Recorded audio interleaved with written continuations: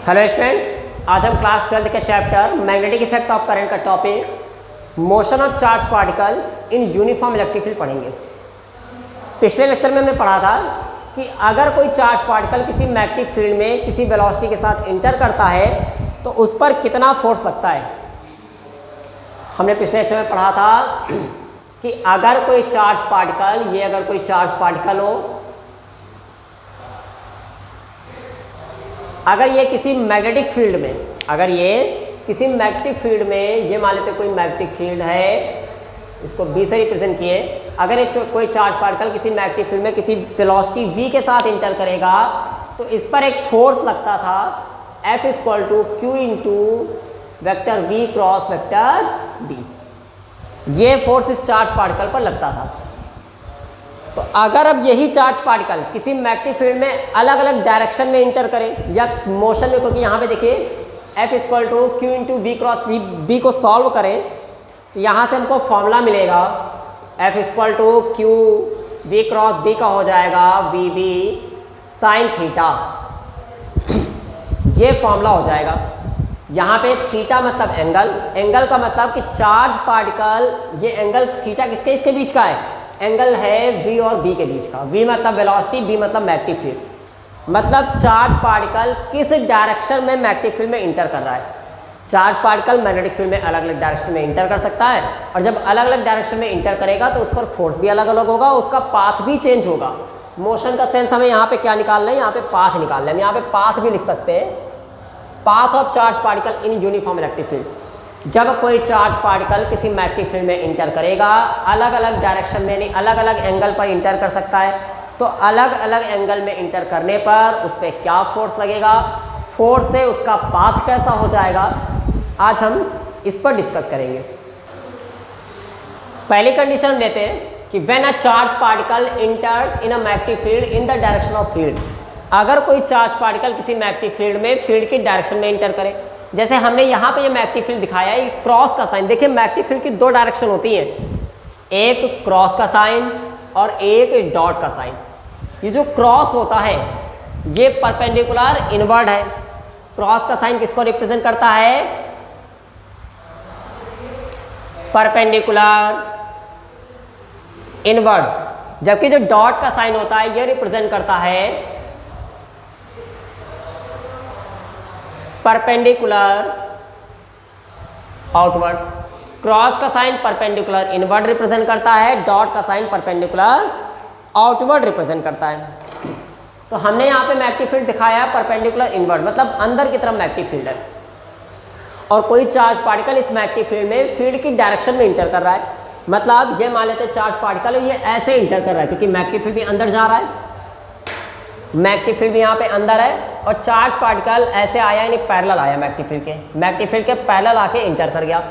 ऐसी सिचुएशन में जो थीटा होगा, क्योंकि थीटा जो एंगल था वो इसके बीच था, यहाँ पे जो फोर्स लगे, देखिए जब कोई चार्ज पार्टिकल किसी मैग्नेटिक फील्ड में इंटर करेगा तो उससे फोर्स लगेगा। Force on charge particle due to magnetic field, force on charge particle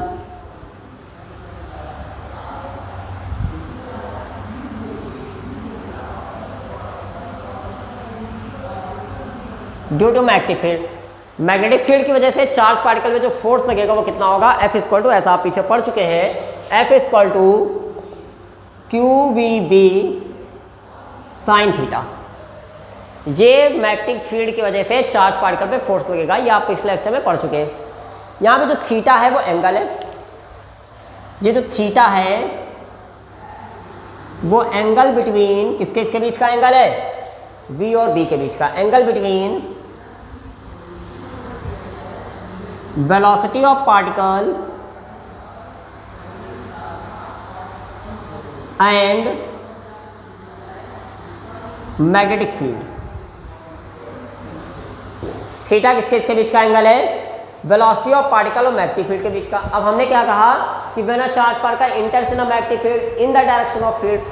अब यहाँ पर मैग्नेटिक फील्ड की डायरेक्शन इनवर्ड है, चार्ज पार्टिकल ऐसे आया, इंटर किया, यानी चार्ज पार्टिकल की वेलोसिटी भी अंदर की तरफ है, तो ऐसी सिचुएशन में दोनों के बीच का एंगल जो थीटा होगा वो कितना होगा, दोनों के बीच का एंगल थीटा होगा 0। क्यों? क्योंकि जिस डायरेक्शन में मैग्नेटिक फील्ड है उसी डायरेक्शन में चार्ज पार्टिकल भी इंटर कर रहा है, मतलब दोनों के बीच का एंगल 0 होगा। अब अगर थीटा 0 है तो यहाँ पे हम थीटा की वैल्यू रखें, then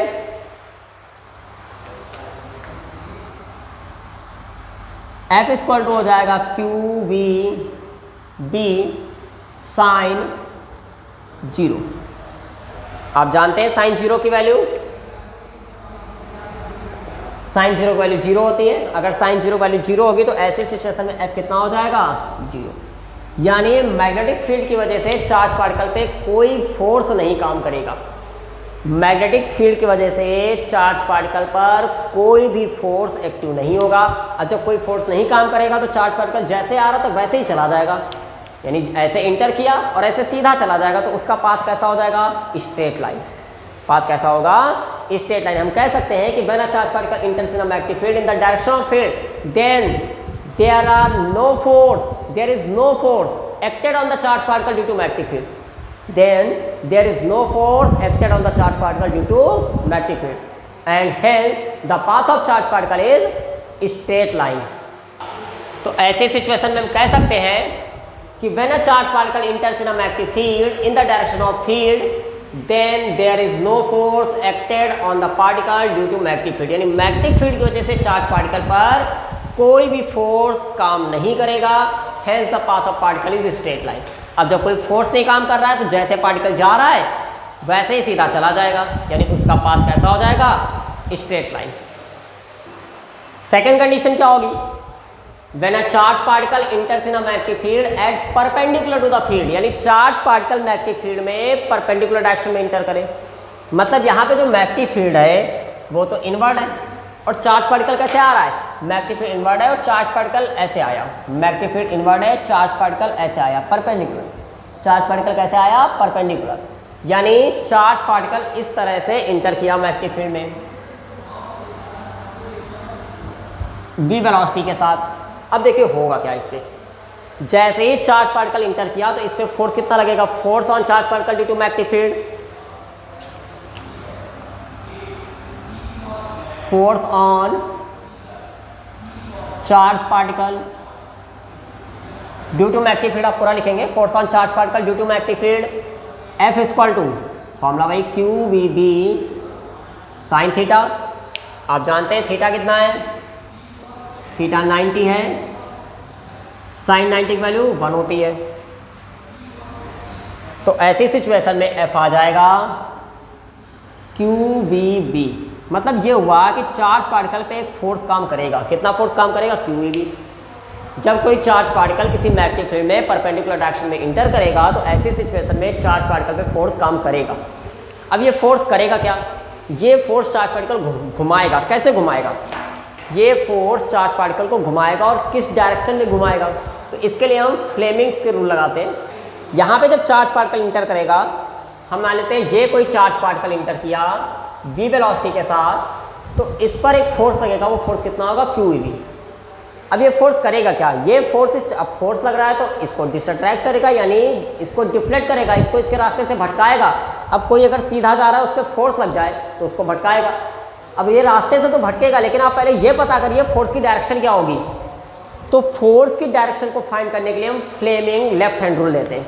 Fleming left hand rule, Fleming left hand rule क्या है, थोड़ा समझिएगा। अगर अपने लेफ्ट हैंड के थंब उसके दोनों फिंगर्स को इस तरह से स्ट्रेच करें कि तीनों एक दूसरे के परपेंडिकुलर हो, थंब और ये दोनों अगर आसपास के फिंगर्स इस तरह से स्ट्रेच करें कि तीनों एक दूसरे के परपेंडिकुलर हो, तब ऐसी सिचुएशन में, अब इसमें एक सीधा सा फॉर्मूला लगाना है, आपने पढ़ा होगा,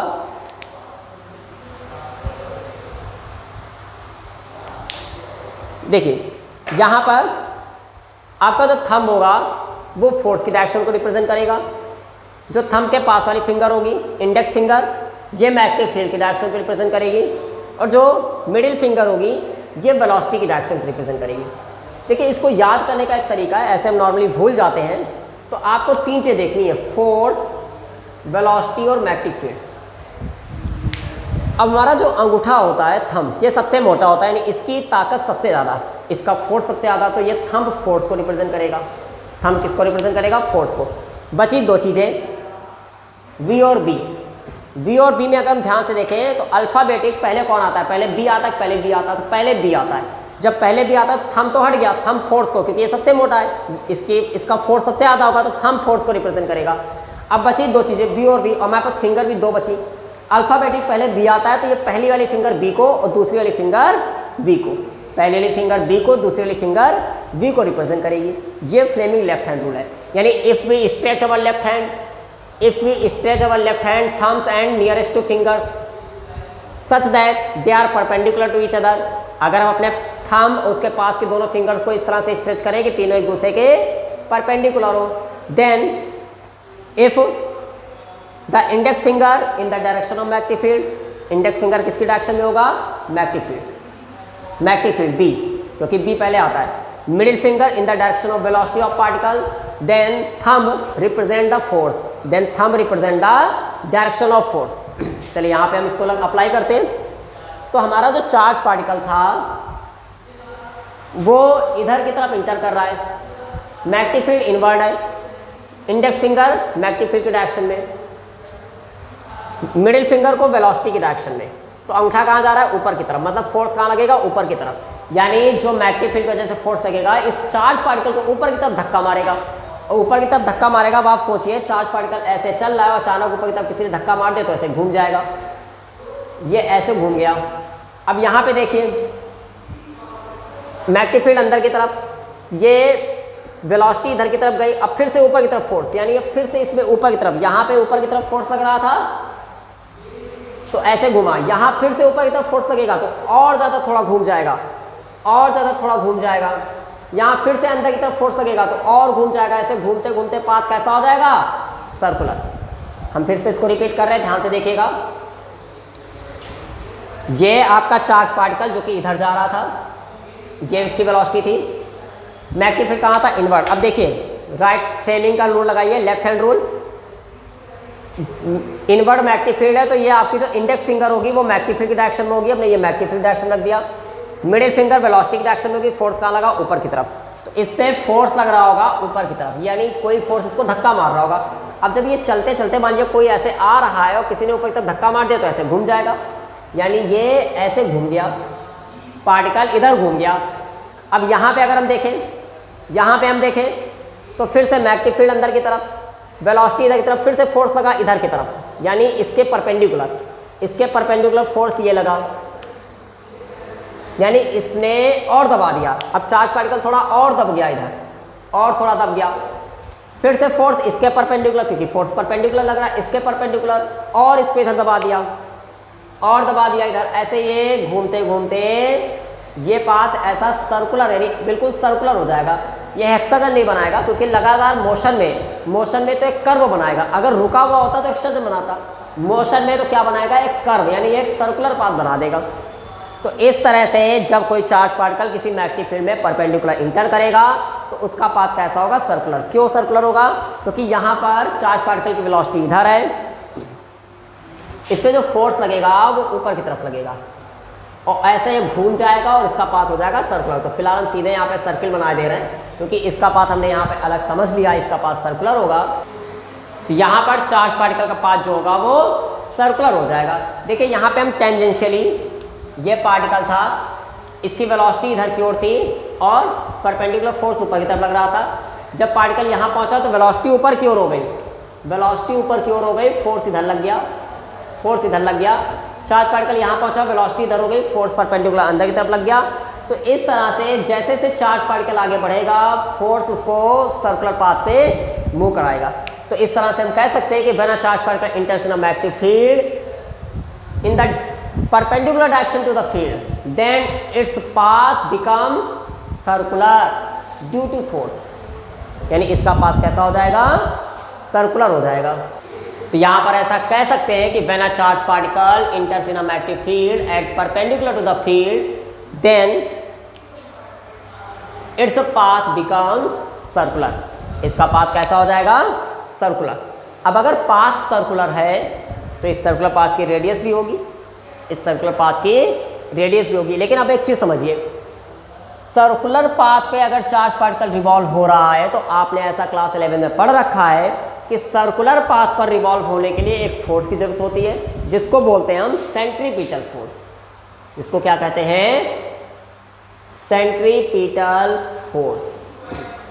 सर्कुलर पाथ पर रिवॉल्व होने के लिए एक फोर्स की जरूरत होती है जिसको हम क्या बोलते हैं? Centripetal force. तो अगर यहाँ पे चार्ज पार्टिकल सर्कुलर पाथ पर रिवॉल्व हो रहा है तो उसके पास भी सेंट्रीपिटल फोर्स होना चाहिए।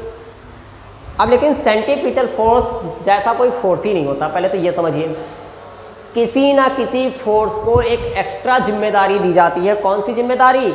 सेंट्रीपिटल की जिम्मेदारी, सेंट्रीपिटल फोर्स की जिम्मेदारी। जैसे आप किसी क्लास की बात करें तो क्लास में जो मॉनिटर होता है, किसी स्टूडेंट का नाम मॉनिटर नहीं होता। अगर हम क्लास में जाके बोले कि मॉनिटर किसका नाम है तो शायद कोई स्टूडेंट ना खड़ा हो, क्योंकि मॉनिटर किसी का नाम नहीं है। किसी ना किसी स्टूडेंट को एक्स्ट्रा रिस्पॉन्सिबिलिटी दी गई कि आप मॉनिटर बनेंगे क्लास के, आप हेड बॉय बनेंगे क्लास के, यानी किसी ना किसी स्टूडेंट को एक्स्ट्रा रिस्पॉन्सिबिलिटी दी गई है। तो उसी तरह से सेंट्रीपिटल फोर्स जैसा कोई फोर्स नहीं है, यानी ये खुद जनरेट नहीं होता कभी, ये कभी खुद जनरेट नहीं होता। किसी ना किसी फोर्स को एक्स्ट्रा रिस्पॉन्सिबिलिटी दी जाती है कि आपको इसका भी काम करना है, आपको इसका भी काम करना है। तो यहाँ पे कौन से फोर्स को एक्स्ट्रा रिस्पॉन्सिबिलिटी दी जाएगी? तो यहाँ पे फिलहाल फोर्स लग कौन सा रहा है? आपके पास ये जो चार्ज पार्टिकल था इस पे कौन सा फोर्स लग रहा था? इस पे लग रहा था मैग्नेटिक फोर्स, जो कि कितना था? QVB, जो कि कितना था? F = QVB। ये ऑलरेडी फोर्स चार्ज पार्टिकल पे लग रहा था, ये फोर्स चार्ज पार्टिकल पे लग रहा था। इसी फोर्स को एक एक्स्ट्रा जिम्मेदारी दे दी गई कि आपको ही सेंट्रीपिटल फोर्स का काम भी करना है, आपको सेंट्रीपिटल फोर्स का भी काम करना है। तो यहाँ से हम बोल सकते हैं कि सेंट्रीपिटल फोर्स जो होगा वो QVB के बराबर होगा। तो ऐसा हम लिखेंगे,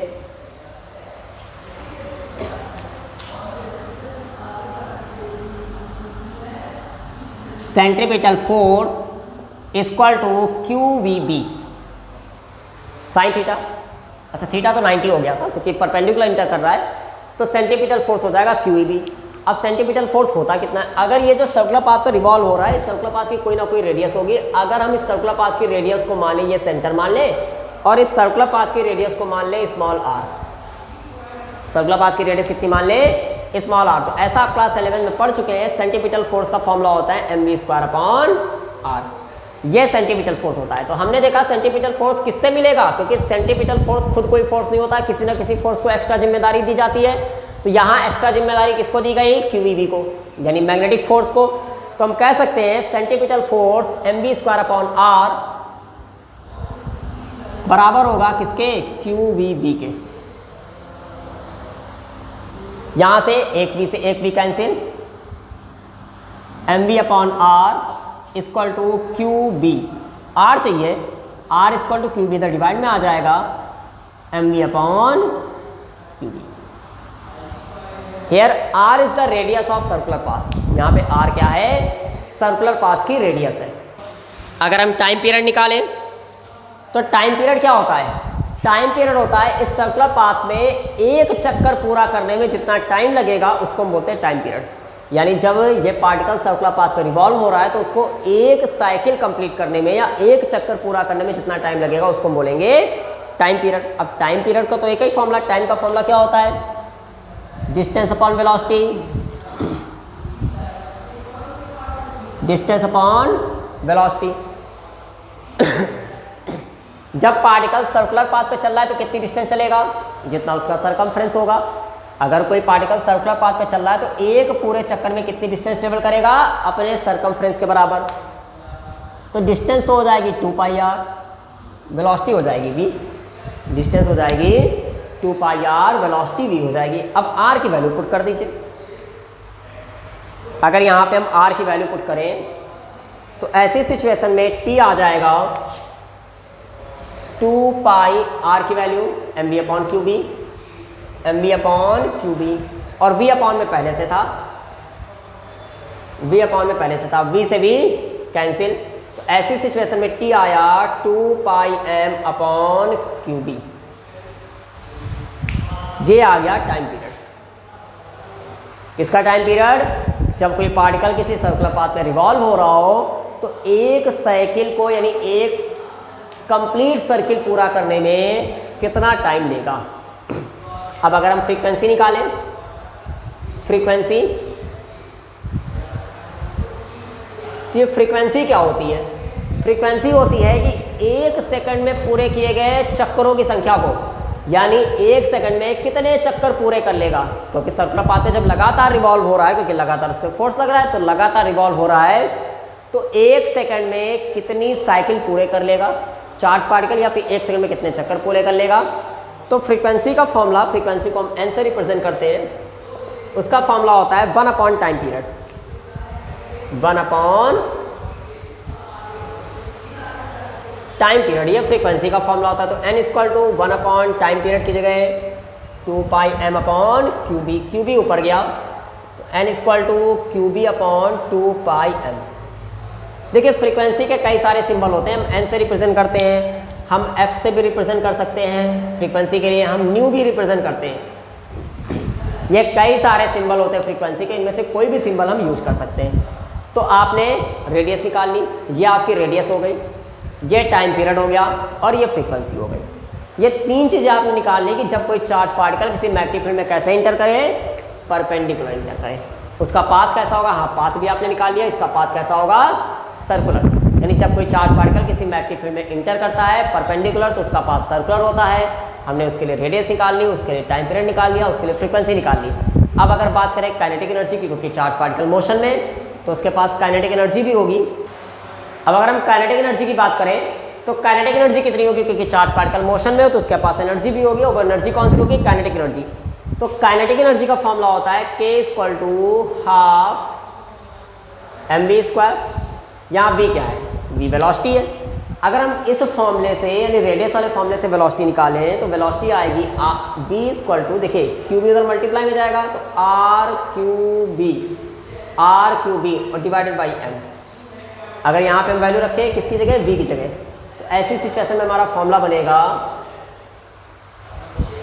k equal to half m और v स्क्वायर, v मतलब इसका square, r square q square b square upon m square. एक m से एक m cancel, k equal to half r square q square b square upon m। ये आ गई kinetic energy, charge particle की kinetic energy. तो वो सारी कंडीशन आपने फाइंड करनी है जब कोई चार्ज पार्टिकल किसी मैग्नेटिक फील्ड में परपेंडिकुलर इंटर करता है। अब तीसरी कंडीशन कि अगर कोई चार्ज पार्टिकल किसी मैग्नेटिक फील्ड में किसी भी एंगल थीटा पे इंटर करे, मतलब ना ही वो मैग्नेटिक फील्ड के डायरेक्शन में इंटर कर रहा है, ना ही वो परपेंडिकुलर डायरेक्शन में इंटर कर रहा है। हम मान लेते हैं कि ये मैग्नेटिक फील्ड है, इस डायरेक्शन में मैग्नेटिक फील्ड है, और चार्ज पार्टिकल इसमें जो इंटर किया वो इस डायरेक्शन में इंटर किया, यानी किसी एंगल थीटा पे। अभी तक क्या था, अभी पहली सिचुएशन जो हमने पढ़ी उसमें चार्ज पार्टिकल मैग्नेटिक फील्ड के डायरेक्शन में इंटर कर रहा था, दूसरी सिचुएशन जो हमने पढ़ी उसमें चार्ज पार्टिकल परपेंडिकुलर इंटर कर रहा था। लेकिन अब क्या हुआ कि चार्ज पार्टिकल ना ही मैग्नेटिक फील्ड की डायरेक्शन में इंटर किया और ना ही परपेंडिकुलर इंटर किया, किसी भी एंगल थीटा पे इंटर किया।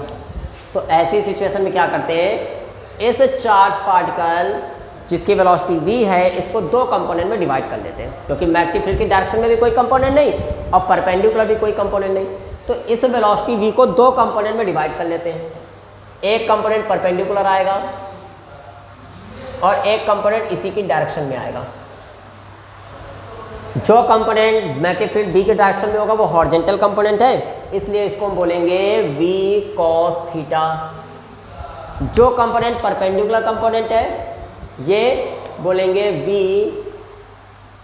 sin थीटा, क्योंकि ये वर्टिकल है, इसको बोलेंगे v sin थीटा, और इस वाले कंपोनेंट को बोलेंगे v sin थीटा।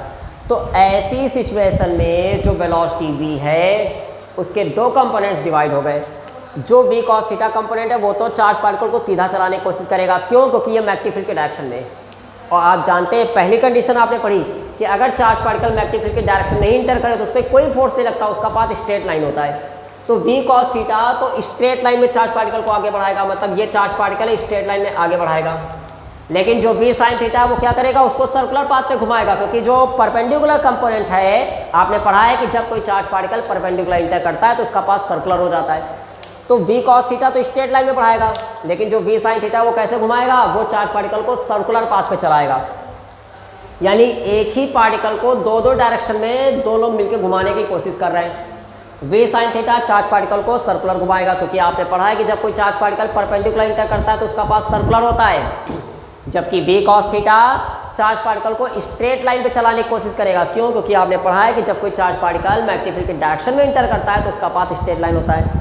तो ऐसी सिचुएशन में चार्ज पार्टिकल सर्कुलर पाथ पे घूमते हुए आगे बढ़ेगा, यानी क्योंकि v sine theta circular path पे घुमाएगा, वी कॉस थीटा आगे बढ़ाएगा, तो चार्ज पार्टिकल सर्कुलर पाथ पे घूमते हुए आगे बढ़ेगा। यानी इसका पाथ कैसा हो जाएगा? हेलिकल, कॉइल जैसा पाथ कैसा होगा चार्ज पार्टिकल का? ऐसी सिचुएशन में जो चार्ज पार्टिकल का पाथ होगा वो हेलिक्स होगा, वो हेलिक्स या फिर हेलिकल। कैसा पाथ होगा? हेलिकल। इसको हम हेलिक्स बोलते हैं। हेलिक्स का मतलब ये जो कॉइल बनती है इनको हेलिक्स कहते हैं। तो ऐसी सिचुएशन में चार्ज पार्टिकल का जो पाथ होगा वो हेलिकल होगा। अब कंडीशन क्या है? चार्ज पार्टिकल स्ट्रेट लाइन में भी चल रहा है, चार्ज पार्टिकल सर्कुलर पाथ में घूम रहा है, तो सर्कुलर पाथ की रेडियस क्या होगी? Radius of circular path, radius of circular path. अब सर्कुलर पाथ के रेडियस की बात करें तो अभी पिछला जो डेरिवेशन आपने पढ़ा उसमें रेडियस आपने देखी थी r = mv/qb, v थी वेलोसिटी, लेकिन अब आप देखिए सर्कुलर पाथ पे कौन सी वेलोसिटी घुमाएगी? v sine theta. तो बस यहाँ पे फॉर्मूला v साइन थीटा कर देना है, mv साइन थीटा/qb। ये तो रेडियस आ गई। अगर हम टाइम पीरियड की बात करें, टाइम पीरियड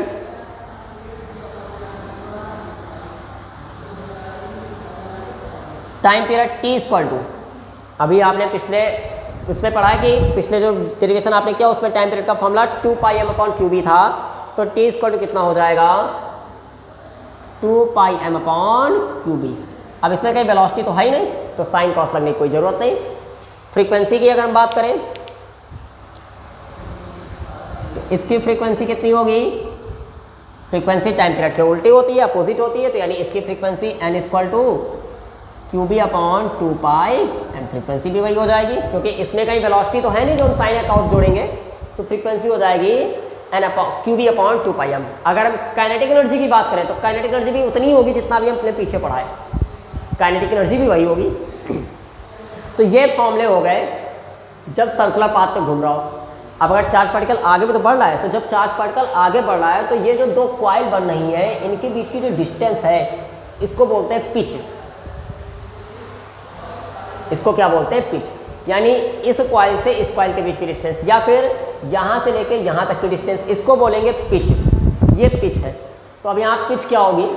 यहाँ से अगर हम पिच की डिफिनेशन देखें तो the linear distance travelled by the particle in the direction of the magnetic field, यानी मैग्नेटिक फील्ड की डायरेक्शन में जो लीनियर डिस्टेंस, देखिए आगे तो बढ़ रहा है, direction of the magnetic field in one complete circle, एक सर्किल को कंप्लीट करने में जितनी लीनियर डिस्टेंस ट्रेवल करेगा उसको हम क्या बोलेंगे? पिच बोलेंगे। तो अगर हम पिच का फॉर्मूला देखें तो पिच क्या है? हॉरिजॉन्टल डिस्टेंस है। पिच क्या है? पिच है लीनियर डिस्टेंस या हॉरिजॉन्टल डिस्टेंस, कुछ भी बोलिए, लीनियर डिस्टेंस। और डिस्टेंस का फॉर्मूला वेलोसिटी इनटू टाइम। तो कौन सी velocity?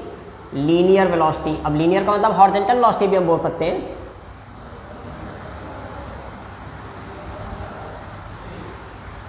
Horizontal velocity into time, time के लिए टाइम पीरियड, क्योंकि एक साइकिल को कंप्लीट करने में जितना टाइम लगा वही तो पिच थी, तो टाइम पीरियड।